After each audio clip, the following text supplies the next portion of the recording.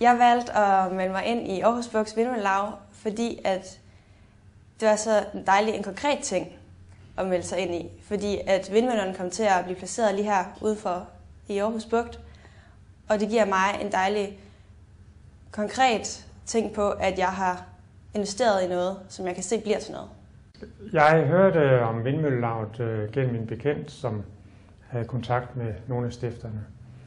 Og han sagde, det er en fantastisk idé. Vil du ikke også være med til det? Og det måtte jeg sige, det var sådan ret umiddelbart, jeg sagde ja, fordi det synes jeg er en fantastisk god idé. Jeg valgte at melde mig ind i Vindmøllelauget, fordi jeg havde lyst til at gøre noget andet end bare at huske at slukke lyset en gang imellem og bruge lidt mere vand. Jeg synes, at der skulle noget mere til, og det ville jeg godt hjælpe med at gøre. Jeg synes, at Vindmøllelauget er en god idé, fordi vi skal være fælles om alt det her.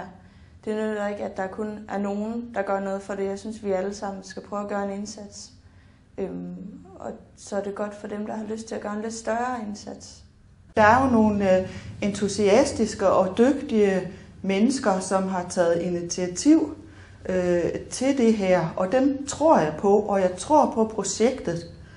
Og jeg går så meget ind for det med fællesskab og gøre noget i fællesskab, og det er et laug jo. Så det har jeg investeret i med mine penge. Jeg har investeret i fællesskabet.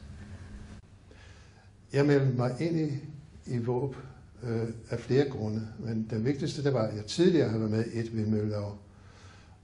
Og efter den mølle blev skrottet, har jeg ligesom savnet noget i min egen identitet med at være vindmølleejer, eller medejer af vindmølle, som er et vindmøllelaug. Det er den ene grund.